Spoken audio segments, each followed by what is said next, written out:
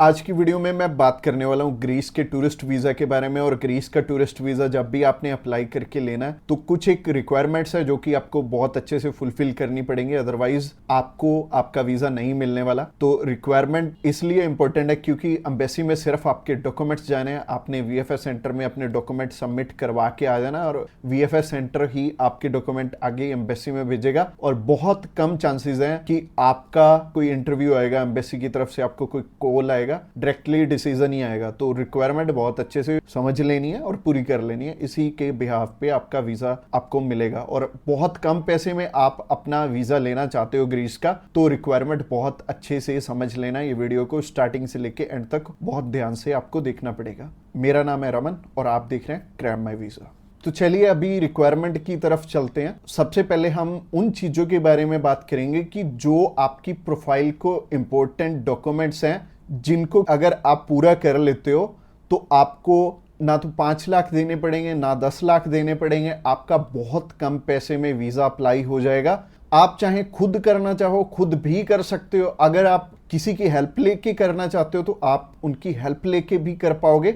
बस बात यह है कि आपकी तरफ से जो जो डॉक्यूमेंट्स चाहिए वो अच्छे से फुलफिल होने चाहिए और उन्हीं के बेस पे वीज़ा आपको एक एम्बेसी देती है या नहीं देती। तो अगर आप भी चाहते हो कि कम पैसे में वीज़ा अप्लाई हो जाए तो सबसे पहले आपकी तरफ से जो डॉक्यूमेंट रिक्वायर्ड है वो है आपका पासपोर्ट में वैलिडिटी होनी चाहिए 6 मंथ की।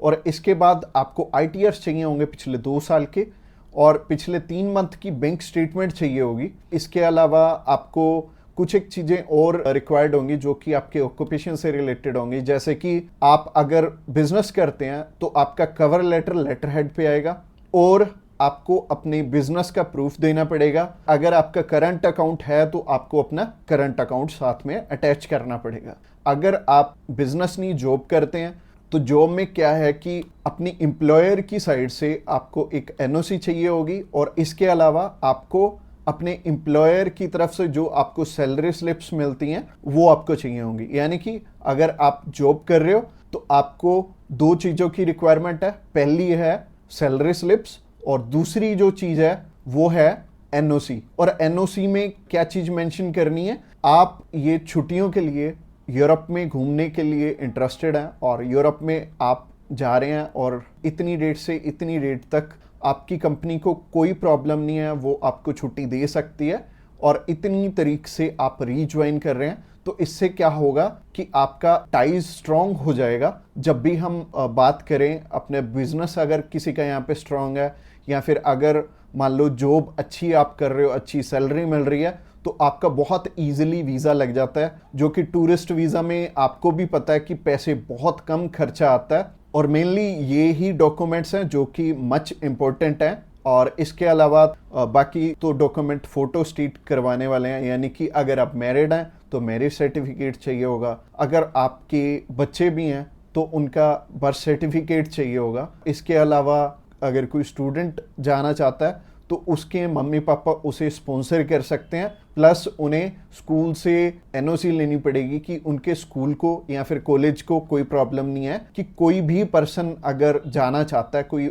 बच्चा 16 साल का या 18 साल का या 20 साल का, वो भी अपना टूरिस्ट वीज़ा अप्लाई कर सकता है। और जो ऊपर वाली चीज़ें हैं वो सारी स्पॉन्सरशिप में कवर हो जाएंगी। जो भी उन्हें स्पॉन्सर कर रहे हैं वो उन्हें अपने सारे के सारे डॉक्यूमेंट्स दे देंगे, यानी कि अगर जॉब कर रहे हैं तो जॉब के डॉक्यूमेंट्स हो जाएंगे और अगर बिजनेस कर रहे हैं तो बिजनेस के हो जाएंगे। और यह हमें उज्जवल नाम का एक पर्सन मिला था जो कि एक बारी रिफ्यूज था शेनेगन कंट्री से, तो उनका वीज़ा आ गया था। उनकी इवन एज भी 20-21 साल थी, और 20-21 साल में बहुत कम चांसेस होते हैं वीज़ा के।